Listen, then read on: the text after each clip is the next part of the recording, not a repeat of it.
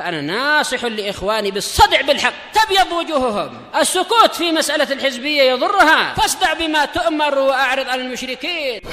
سلامي على دماج ورجالها والشيخ يحيى ودار العلم يا سعد بانيها.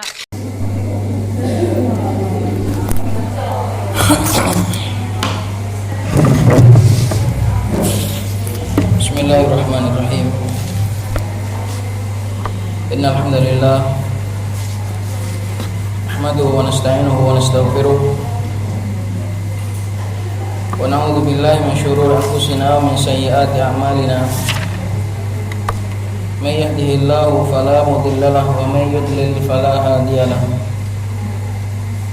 Wa asyhadu an la ilaha illallah wahdahu la syarika lahu wa asyhadu anna Muhammadan abduhu wa rasuluh sallallahu alaihi wa ala alihi wa sallam. Amma ba'd.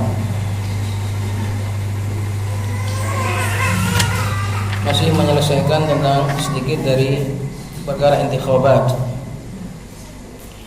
Qala Syekh Abdullah wafaqahu Allah taala syubhatun waraddu 'alaiha. Qala qailuhum innana idza lam nantakhib ar-rajul as-salihah ya'ti asy-syuyu'iyyu wa yathibu 'ala as-sultah. Sebuah syubhat dan bantahannya berkata salah seorang di antara mereka dari para pecandu pemilu, innana idza lam nantakhib, sesungguhnya kita apabila tidak memilih, tidak ikut pemilu dan memilih seorang yang soleh, pemimpin yang lebih baik, calon pemimpin yang baik, maka ya'ti syuyu'iyyu, maka akan datang seorang syuyu'i, seorang yang jelek, seorang yang dari kalangan Syiah, atau seorang dari kalangan orang sesat, wa yathibu 'ala sultah, dan akan mencaplok atau akan menggenggam kekuasaan dan akan naik berkuasa. Dan ini yang sering kita dengar, apabila kita tidak ikut maka nanti akan terpilih pemimpin yang lebih buruk. Itu adalah syubhat mereka, sehingga mereka mendorong kaum muslimin untuk berpartisipasi dalam pemilu, karena menurut mereka kalau kita tidak ikut nanti akan terpilih pemimpin yang lebih buruk. Wal jawab, dan jawabannya adalah annana lasna mufawwadina fi dinillah. Pertama, kita ini bukanlah orang-orang yang diserai dalam agama Allah. Boleh memilih, boleh istihsan, menganggap baik, padahal kenyataannya tidak. Qala Allah Ta'ala, Allah Subhanahu wa taala berfirman, laisa laka minal amri syai', tidak ada bagimu sedikit pun dari urusanku. Sedikit pun tidak ada bagimu wahai Nabi Muhammad dari urusan tasyri', dari urusan memutuskan perkara. Ini adalah hak Allah Subhanahu wa taala. Nabi Muhammad hanya penyampai. Qala wa yanbaghi lana an nattakhidha min waqi'ina tajaruban, harusnya tajaruban. Jadi was-was bahwasanya kalau kita tidak ikut akan terpilih pemimpin yang lebih buruk. Itu selayaknya bagi kita untuk menjadikan dari fakta kita ini sebagai tajarub, sebagai pengalaman. Kita harus belajar dari pengalaman. Apa yang sudah kita ambil dari jerih payah, baik kita maupun orang-orang sebelum kita. Mereka ngotot ikut supaya tidak terpilih pemimpin yang lebih buruk, nyatanya juga gagal, nyatanya juga semuanya sama, nyatanya juga semuanya hanyalah sandiwara. Famadza amilat lana al-majalisul mahalliyah wal lajnah ad-daimah, maka apa yang bisa diperbuat yang menguntungkan kita oleh majalis al-mahalliyah, yaitu lembaga-lembaga atau dewan-dewan perwakilan Lajnah Daimah. Apa yang kita lihat dari orang-orang perwakilan kita, dari para perwakilan rakyat, apa sih yang bisa mereka berikan kepada kita? Taqumu bintus Sawsawah wal Hadraniyah wa ashabul fadilah. Bintus Sawsawah ini adalah seorang di Yaman sana, seorang wanita. Ini ucapannya Syekh Mukbil menyebutkan kondisi pada saat itu. Wal Hadraniyah juga sama, wa ashabul fadilah. Intinya para orang-orang perwakilan, mereka mendengarkan yahuzuna ru'usahum, mereka hanya mengangguk-anggukkan kepala. Wahia takhtub, sedangkan bintus Sawsawah tadi sedang berceramah, sedang berpidato. Sementara para perwakilan cuma ngangguk-ngangguk saja. Maknanya mereka itu sama sekali tidak memikirkan Islam, tidak memikirkan maslahat agama. Semuanya hanyalah politik, semuanya hanyalah kekuasaan, semuanya hanyalah urusan dunia. Jadi ucapan ini adalah ucapannya Syekh Mukbil, taqumu bintus Sawsawah wal Hadraniyah wa ashabul fadilah yahuzuna ru'usahum wa hiya takhtub. Famadza amilat lana hadhil lajnat, maka apa yang sudah diuntungkan, apa yang sudah diperbuat untuk menguntungkan kita oleh lembaga-lembaga tadi. Wa madza amilat lana hadhil intikhabat, dan apa yang sudah diuntungkan oleh pemilihan-pemilihan umum, pemilu-pemilu. Apakah ada sejarahnya pemilu itu menguntungkan Islam? Tidak ada, satu pun tidak ada. Makanya fatwanya para ulama, yang fatwa itu semuanya masih mu'allaq, masih tergantung dengan fakta, itu semuanya nggak bisa dilakukan karena lain dengan faktanya. Mereka mengatakan boleh ikut pemilu apabila atau jika, jikanya ini loh nggak terjadi.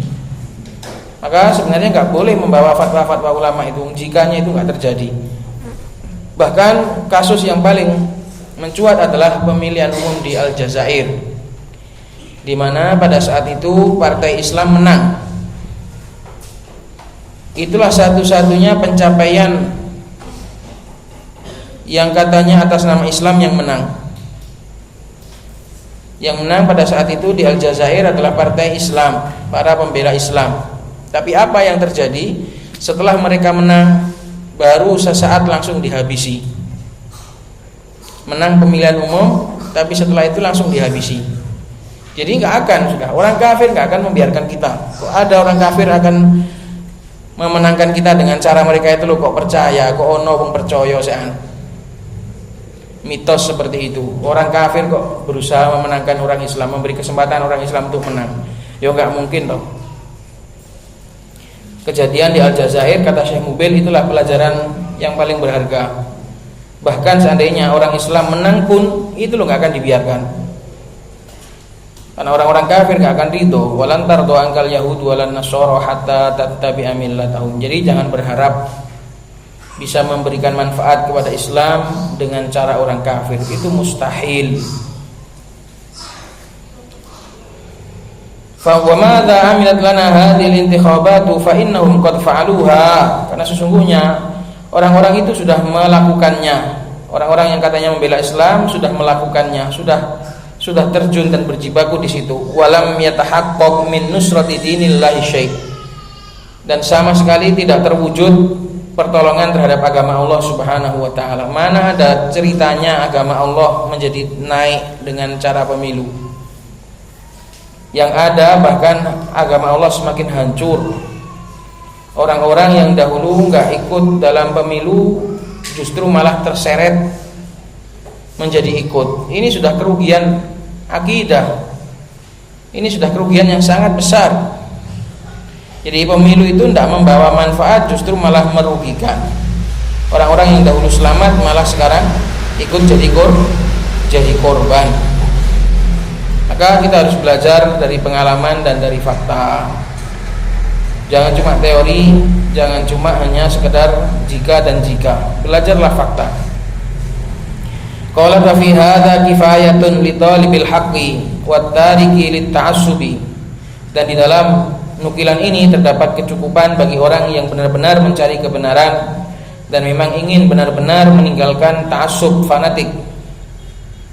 Fi an yuqni'ahu bi tahrimil intikhabat. Nukilan ini cukup untuk menjadikannya puas. Fi an yuqni'ahu, menjadikannya puas, merasa cukup bahwasannya pemilu itu haram. Wa hunaka mu'allafun li Syekh Muhammad bin Abdullah al-Imam hafizahullahu fi tahrimil intikhabat. Dan di sana ada tulisan milik al-Imam Muhammad al-Imam melenceng.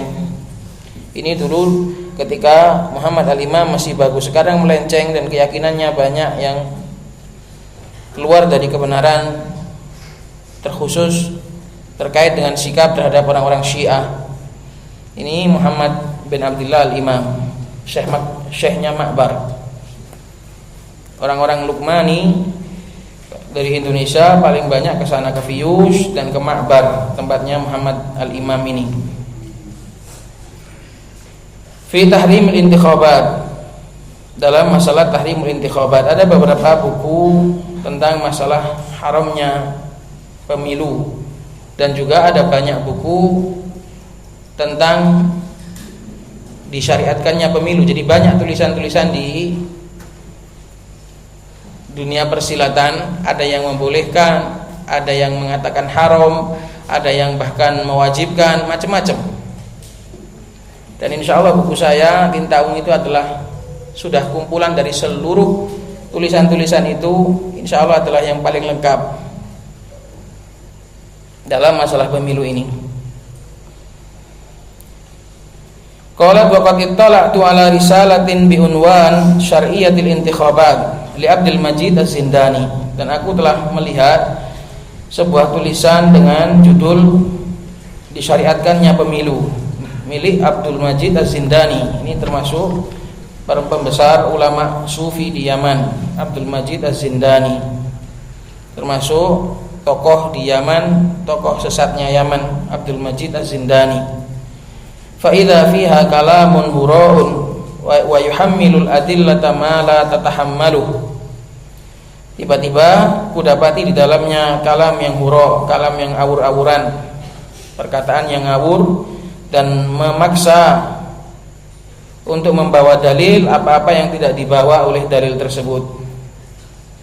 Menunggangi dalil, memelintir dalil, merusak dalil, dipaksa-paksa untuk membolehkan dan mensyariatkan. Malah tatahammalu, padahal dalil tadi tidak bisa ke situ, tidak bisa dibawa ke situ. Walakinnahul hawa yu'mi wa yusim. Hunya di sini dhamir asy-sya'n, akan tetapi ya sudah seperti itulah. Hawa nafsu, dia akan membutakan dan akan membuat tuli. Walakinnahul hawa yu'mi wa yusim. Akan tetapi ya seperti itulah memang hawa. Itulah hawa nafsu, membuat buta dan membuat tuli. Asallallahu alana wa lahul hidayah. Aku mohon kepada Allah bagi kita dan bagi dia petunjuk. Wa man tajarra'a ba'da ittila'ihi ala hadhil umur al-mukhalifah lisyar' allati tatadammanuha al-intikhabatu wa qala bi masyru'iyyatiha fahadihi minhu mukabaratun wattiba'u hawa.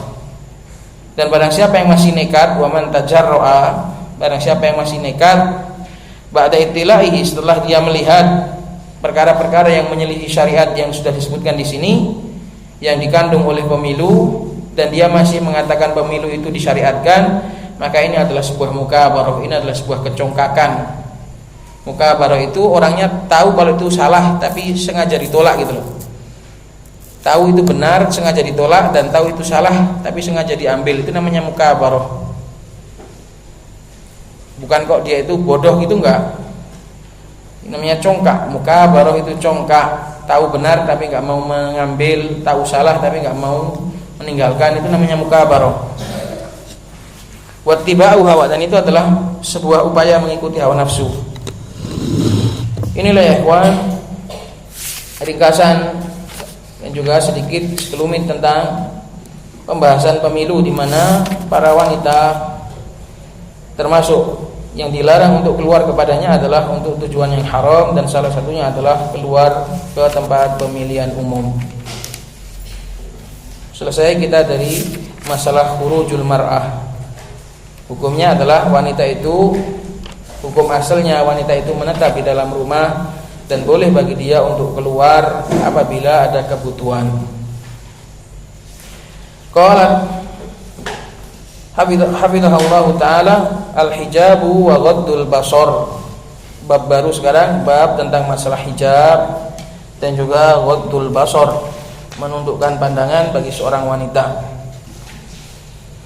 Qala Allah Ta'ala, berfirman Allah Subhanahu wa taala, ya ayyuhan nabiyyu qul li azwajika wa banatika wa nisa'il mu'minin yudnina 'alaihinna min jalabibihin dzalika adna ay yu'rafna fala yu'dzain wa kana Allahu ghafurur rahima.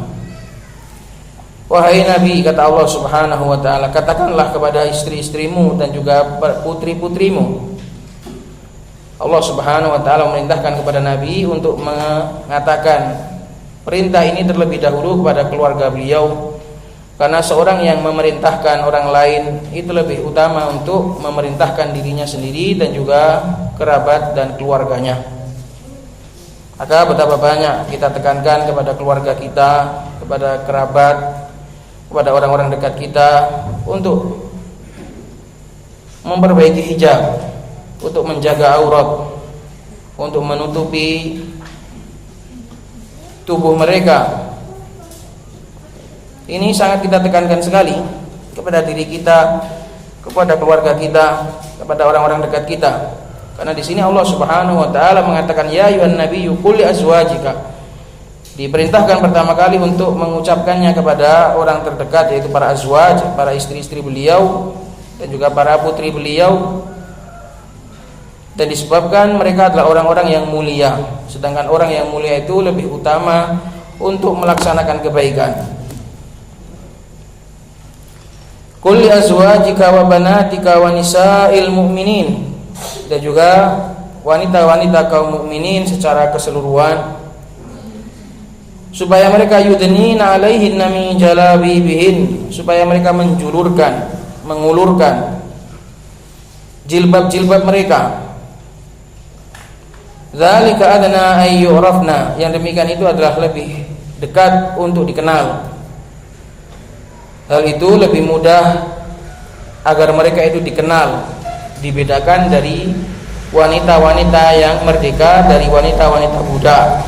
Karena dahulu di Madinah itu ada beberapa orang-orang fasik yang mereka sengaja keluar malam untuk mengganggu wanita-wanita yang keluar di malam hari untuk menunaikan hajat mereka, ke buang hajat. Maka apabila mereka dihardik, maka mereka mengatakan, kami hanya mengganggu para budak. Maka akhirnya disyariatkan agar wanita-wanita muslimat yang mereka itu harair, yang mereka itu merdeka, untuk menutup, untuk memperkuat lagi jilbab mereka. Bukan berarti budak itu kemudian boleh, bukan. Karena sebagian ulama berpendapat bahwasanya ayat ini umum, mencakup baik wanita merdeka maupun budak.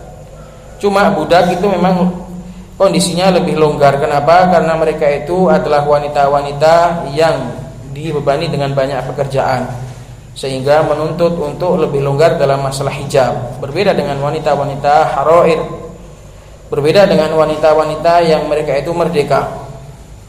Mereka lebih terjaga, mereka lebih terpisahkan, mereka lebih terhormat.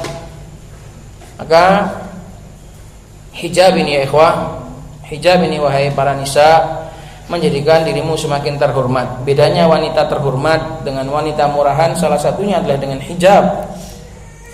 Wanita yang membuka aurat, wanita yang menampakkan aurat, ini bukanlah wanita yang baik-baik, bukanlah wanita yang terhormat. Mereka adalah para wanita murahan. Dzalika adna an yu'rafna fala yu'dzain, sehingga mereka tidaklah diganggu. Nah, ini sebagai dalil bahwasannya hijab itu adalah menjaga wanita muslimah. hijab ini bukan memberatkan mereka. Memang dari sisi berat karena harus memakai pakaian yang tertutup. Tapi dari sisi manfaat, dari sisi maslahat, ini sangat berguna sekali. Wanita yang memakai pakaian yang baik ini akan lebih terhormat dan lebih disegani. Orang kalau ingin mengganggu pikir-pikir. Berbeda dengan wanita yang sengaja menampakkan aurat. Sudah jelas berarti dia mengajak kepada keburukan. Maka kalau engkau ingin menjadi wanita yang terhormat, wanita yang mahal, maka semakin tertutup seorang wanita itu, semakin ia mahal dan semakin aman, semakin tidak diganggu, karena dia dilindungi oleh Allah Subhanahu wa taala dengan syariat ini. Wa kana Allahu ghafurur rahim, dan adalah Allah Subhanahu wa taala Maha Pengampun lagi Maha Penyayang terhadap kalian dulu sebelum ayat ini. Dulu kalian yang buka aurat karena memang tidak tahu dan memang belum disyariatkan, itu sudah Allah ampuni. Adapun setelah turunnya ayat ini, setelah adanya kewajiban hijab, maka kalian harus berkomitmen, kalian harus patuh kepada Allah dan Rasulnya.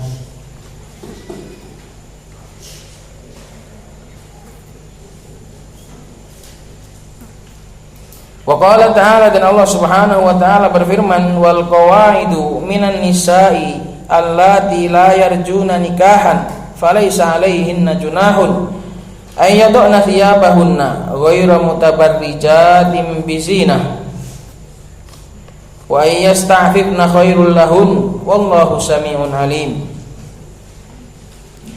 Dan juga Allah, maka dalam ayat tadi jelas perintah bagi para wanita muslimat untuk mempertebal dan memperpanjang jilbab-jilbab mereka, memperlebih astar, lebih menutup lagi aurat-aurat mereka.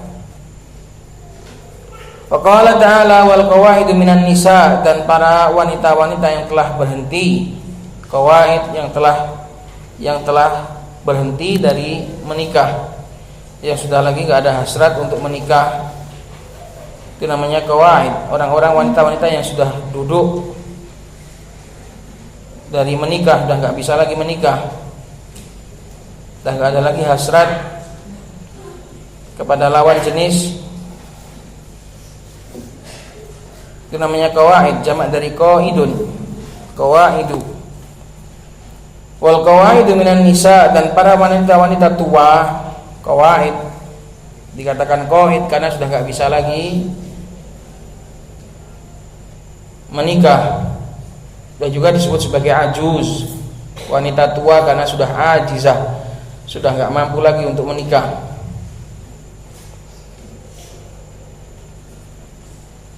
Wal qawaidu minan nisa'i allati la yarjuna nikahan. Nah, ini penjelasan yang mereka itu sudah enggak berharap lagi.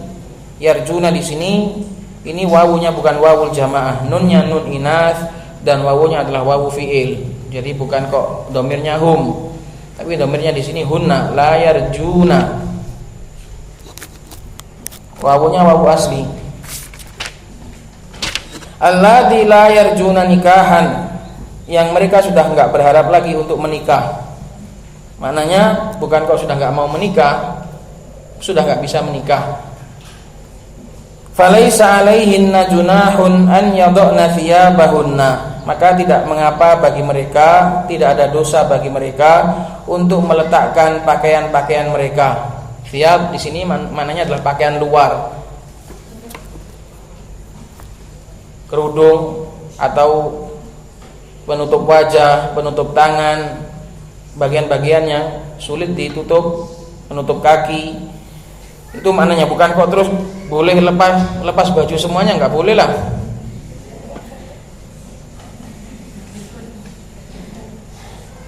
Ayadona thiyabahunna di sini sebagian ulama mengatakan bahkan kerudung pun boleh. Kalau rambutnya sudah wis rewok-rewok putih kabeh ngono, enggak apa-apa, enggak pakai jilbab. Karena laki-laki mandang sudah enggak hasrat lagi, bahkan ngeri.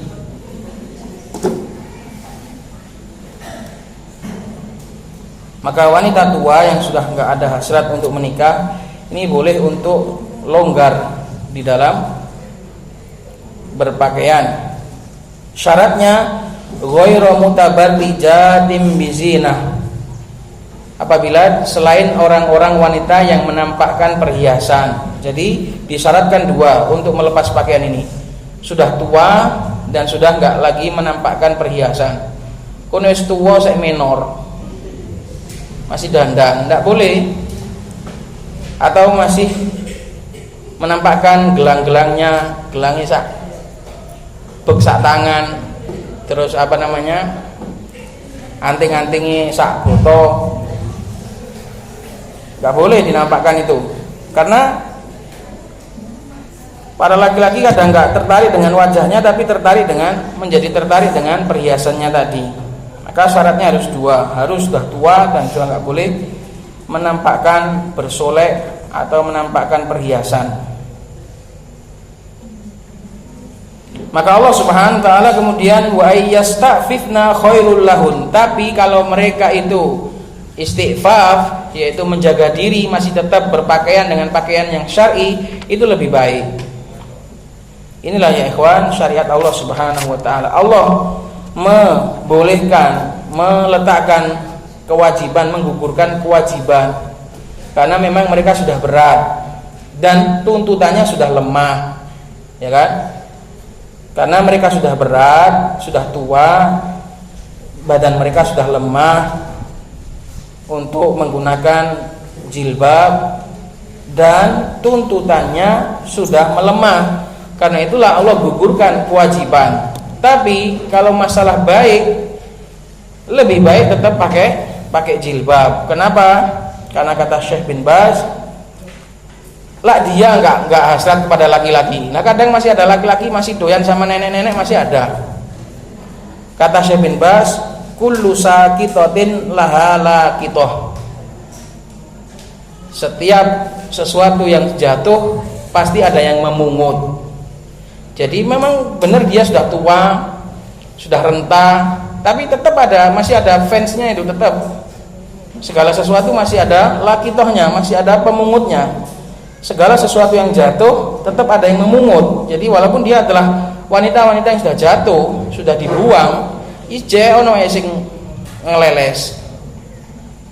Jadi untuk mengantisipasi ini maka lebih baik masih tetap menggunakan pakaian yang syar'i.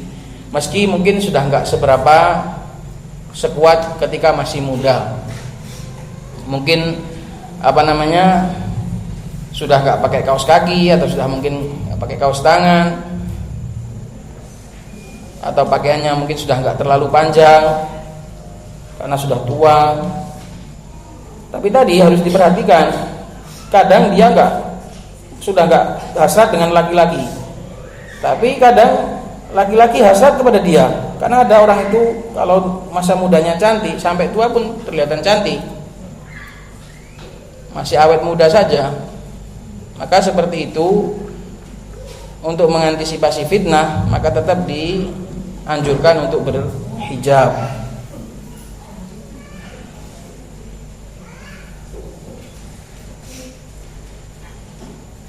Wa yasta'fifna khairul lahunna wallahu sami'un alim. Sesungguhnya Allah Maha mendengar lagi Maha mengetahui. Syahidnya adalah ayat ini dipakai dalil untuk wajibnya hijab adalah karena gugurnya dari orang tua, menunjukkan kalau masih muda berarti masih wajib. Jadi ayat yang pertama diambil dalil secara mantuk, ayat yang kedua diambil dalil secara mafhum. Karena dalil itu konteks kandungan suatu hukum itu bisa diambil dari bunyi lafadznya yaitu mantuk, atau dari mafhumnya, enggak dibunyikan tapi difahami. Seperti di sini. Ayat yang kedua Allah enggak membunyikan. Allah Subhanahu wa taala enggak mengatakan wanita-wanita itu harus berjilbab. Tapi Allah mengatakan yang tua boleh melepas hijab. Mafhumnya berarti yang muda tidak boleh.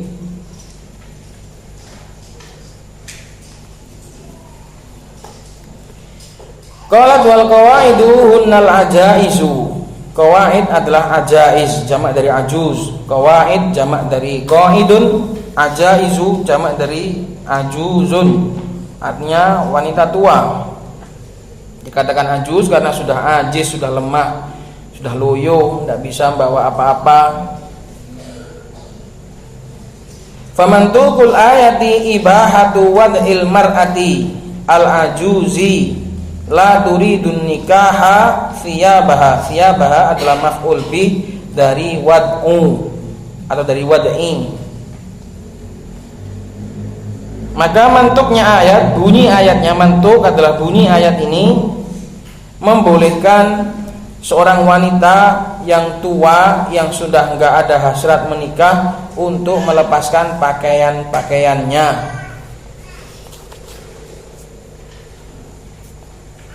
Kalau orang awam ngeri sekali, mereka kalau sudah tua sekadang enggak pakaian. Ada di Sugihan tuh beberapa itu karena salah paham mungkin. Kalau sudah tua cuma pakai pakaian bawaan toh, ini salah ya ikhwan. Orang-orang tua kayak gitu biasanya. Ini pemahaman yang salah. Qala Syaukani fi Fathil Qadir al-Mujallad ar-Rabi' safhah 53, al-muradu bil qawaidi minan nisa'i al-ajaizu. Kata Syaukani, yang dimaukan dengan qawaid dari para wanita adalah orang-orang yang sudah tua, ajaiz. Umur berapa biasanya? Wanita menjadi enggak mau nikah itu umur berapa? Saya kurang tahu.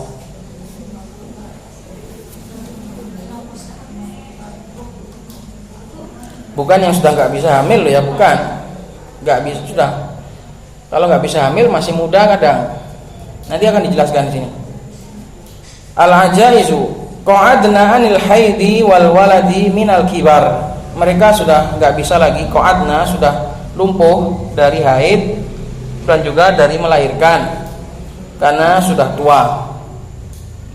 Wahidatuha mufradnya adalah qaidun bilaha, tanpa bukan qaidah, walaupun ini sifat untuk wanita tapi enggak perlu tak marbuthah. Makanya wahidatuha qaidun, walaupun ini adalah sifat untuk wanita tapi enggak perlu tak marbuthah. Apa alasannya? Liyadulla hadfuha ala annahu qu'udul kibar, supaya disembunyikan tak marbuthahnya itu untuk menunjukkan, untuk membedakan bahwasanya itu adalah qu'udul kibar, itu adalah lemah yang karena tua. Bukan kok wanita lumpuh karena penyakit, bukan kok wanita yang sudah berhenti karena penyakit, bukan wanita yang terkena frigiditas, bukan yang sudah nggak ada hasrat karena tapi masih muda, bukan itu, tapi memang dia nggak ada hasrat nikah karena memang tua. Kama qalu imra'atun hamilun, sebagaimana mereka juga mengatakan bahwasanya sifat hamil ini juga nggak perlu tak. Dikatakan imra'atun hamilun, nggak perlu hamilatun. Untuk membedakan hamil di situ hamil, kalau hamilatun itu membawa. Jadi bedanya di situ. Ini faedah lughawiyah. Jadi sifat qaidun itu juga kalau untuk wanita tua nggak perlu tak. Terus kata hamilun, hamil itu juga nggak perlu tak, untuk membedakan antara hamilun yang artinya hamil sama yang hamilatun artinya gendong kayu, seperti hammalatul hatab.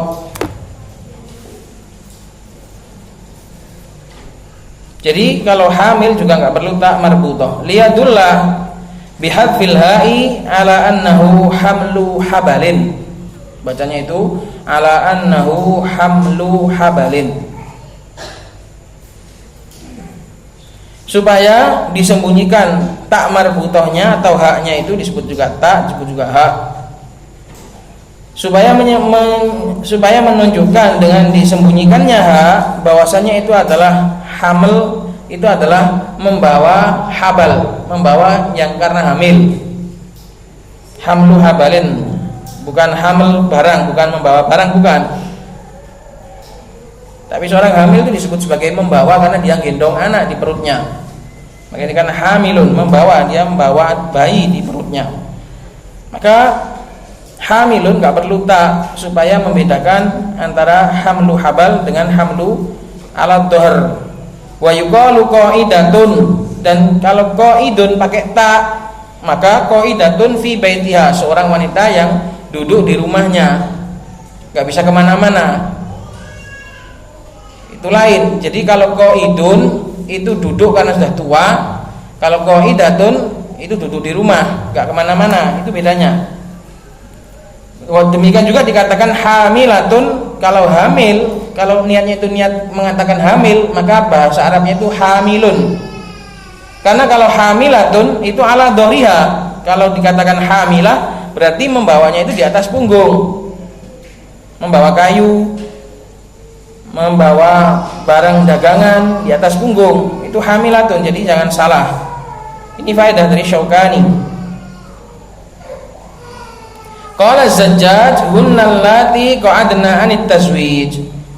Berkata Zajjaj tentang ayat ini, mereka adalah wanita-wanita yang sudah qa'adna, sudah lumpuh, sudah loyo dari menikah dan enggak ada lagi hasrat menikah.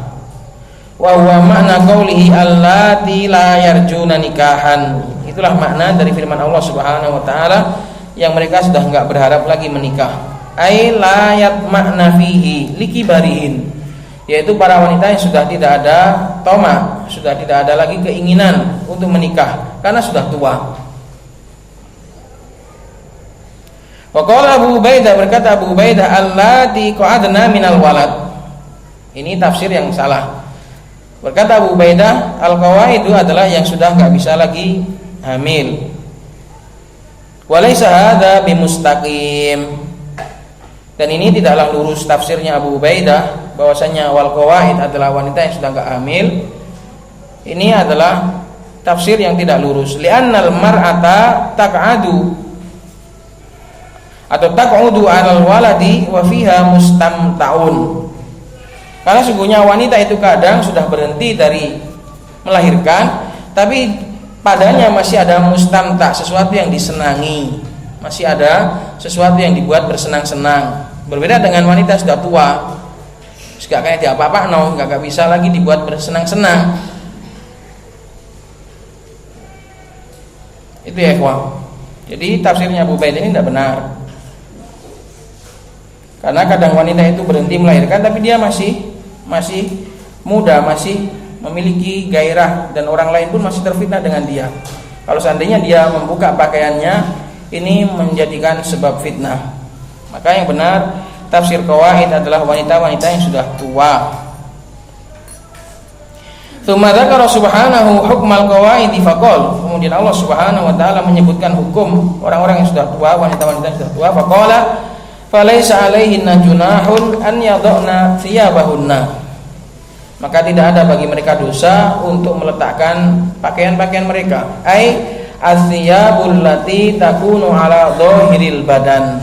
Pakaian di sini maknanya adalah pakaian-pakaian yang di luar badan, pakaian-pakaian luar, bukan sampai pakaian-pakaian dalam. Kal jilbabi wa nahwihi, seperti jilbab dan yang semisalnya. La athiyabu allati 'alal auratil khassah, bukan pakaian-pakaian yang menutup aurat yang khusus. Wa inna ma jaza lahunna dzalik, kenapa boleh hal itu bagi para wanita tua? Linsirafil anfusi anhun, karena sudah berpalingnya jiwa-jiwa itu dari mereka, sudah enggak dilihat lagi, sudah enggak menarik lagi. Linsirafil anfusi anhun, sudah enggak menarik lagi. Idla raghbata lirijali fihin, sebab tidak ada lagi raghbah, tidak ada lagi keinginan bagi para lelaki pada mereka, karena mereka kan enggak ingin, jadi laki-laki pun enggak ingin. Karena wanita itu kalau nggak ingin pun jadi dingin, jadi jelek, sudah nggak merawat badannya, sudah dilihat pun sudah malas. Karena wanita nggak ingin. Idla raghbatal rijali fihin fa abaha Allah Subhanahu lahunna ma lam yubihhu li ghairihin. Maka Allah Subhanahu wa taala membolehkan bagi mereka apa-apa yang tidak boleh, apa-apa yang tidak dibolehkan bagi selain mereka. Ya tadi alasannya, karena mereka sudah lemah, dan juga yang kedua karena tuntutannya sudah gak ada lagi. Berbeda dengan para wanita muda yang mereka masih kuat untuk berhijab dan tuntutan masih sangat kuat. Tsummastathna halatan min halatihinna, kemudian Allah Subhanahu wa taala mengecualikan salah satu keadaan dari keadaan-keadaan mereka, karena ada juga wanita itu tua tapi masih ganjen, masih hasrat. Maka faqala ghairu mutabarrijatin bizina, selain wanita-wanita yang masih semangat untuk menampakkan perhiasannya. Nah, kalau ini hukumnya tidak boleh, gitu loh.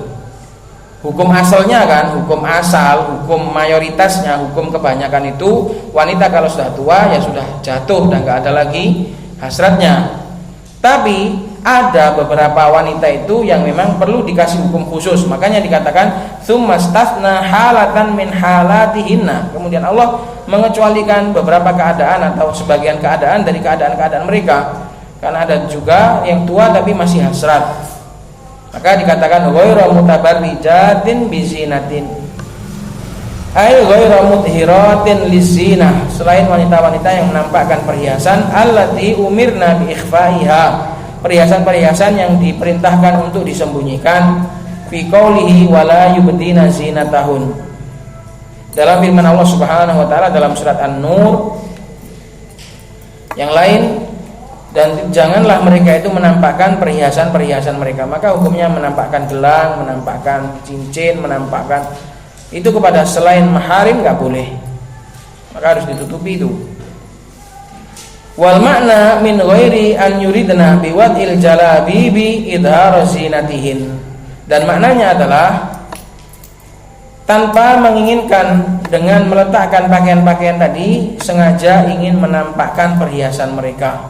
Wala muta'arridatin bitazayyun, dan juga tidak menampilkan dengan cara berhias liyanzura ilaihinna rijal, supaya para laki-laki itu melihat mereka. Jadi wala muta'arridatin, bukan wanita-wanita yang menampilkan diri untuk berdandan, bitazayyun, berdandan, liyanzura ilaihinna rijal, supaya para laki-laki melihat mereka. Wat tabarruju at-takashufu, dan tabarruj yang dilarang dalam ayat wala tabarrujna, janganlah kalian menampakkan diri. Tabarruj itu artinya takasyuf, membuka-buka. Wa duhuru lil uyuni, dan berusaha menampakkan untuk dilihat mata. Wa minhu, dan dari kata ini juga dikatakan burujun musyayyadah, benteng-benteng yang kokoh, benteng-benteng yang solid. Kenapa dikatakan buruj? Karena tinggi. Benteng itu karena tinggi, kelihatan. Tadi kan kata buruj, tabarruj itu kan menampakkan. Lah benteng itu disebut sebagai buruj.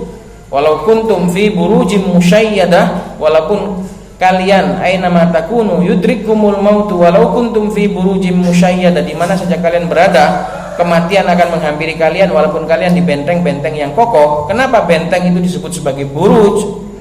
Karena benteng itu tinggi dan terlihat, makanya dikatakan baroja, buruj, terlihat. Demikian juga dikatakan burujus sama, bintang-bintang langit, karena nampak. Burujus sama, atau pencakar-pencakar langit, gedung-gedung pencakar langit. Burj Khalifah, gedung pencakar langit. Wa minhu qauluhum safinatun barijah, dari perkataan ini juga orang Arab mengatakan safinatun barijah, perahu yang terbuka. Ai la gitu alaiha, yang tidak ada penutupnya, kapal yang enggak ada penutup atasnya, itu namanya safinah barijah. Maka ayat ghairu mutabarrijatin ghairu mutakasyifatin, selain wanita-wanita yang membuka-buka perhiasan mereka, maka ini hukumnya enggak boleh. Wa an ai la gitu alaiha wa an yastafifna khairul lahun, ataupun perkataan Allah Subhanahu wa taala, dan mereka itu menutup diri, menjaga kehormatan, itu lebih baik, tetap lebih baik. Ai wa an yadrukna wad athiyabi fa huwa khairul lahunna min wad'iha. Maknanya jika mereka itu meninggalkan rukhsah ini, mengambil dengan azimah, ini kan rukhsah namanya, diberi keringanan oleh Allah. Yang tua udah enggak apa-apa, melepas pakaian luarnya. Lah, kalau nggak diambil dan bapak sudah tua, sampai tua pun tetap berhijab dengan hijab syar'i, itulah lebih bagus. Apabila dia niat ikhlas karena Allah, maka pahalanya semakin besar. Fa huwa khairul lahunna min wadiha, daripada dia harus melepaskan pakaiannya. Intah. Syahidnya adalah wa min mafhumil ayat, dan dari pemahaman ayat ini yustafadu annallati lasna biqawaida fala yajuzu lahunna wad'u thiyabihin. Diambil faedah dari ayat ini bahwasanya mereka-mereka yang bukan wanita-wanita tua, maka nggak boleh bagi mereka untuk melepaskan pakaian-pakaian mereka. Berarti wajib untuk berhijab. Para wanita muda wajib untuk menutup diri, wajib untuk menutup aurat, wajib untuk menjaga diri dari para laki-laki. Ini semua supaya tidak terjadi fitnah. Dan disitulah ya ikhwah, maha sucinya Allah Subhanahu wa ta'ala. Allah jadikan syahwat bagi kedua jenis, tapi Allah juga perintahkan untuk menjaga supaya syahwat itu tidak tercurah pada perkara-perkara yang haram. Semoga bermanfaat. Subhanallah wa bihamdihi, asyhadu an la ilaha illa anta, astaghfiruka wa atubu ilaik.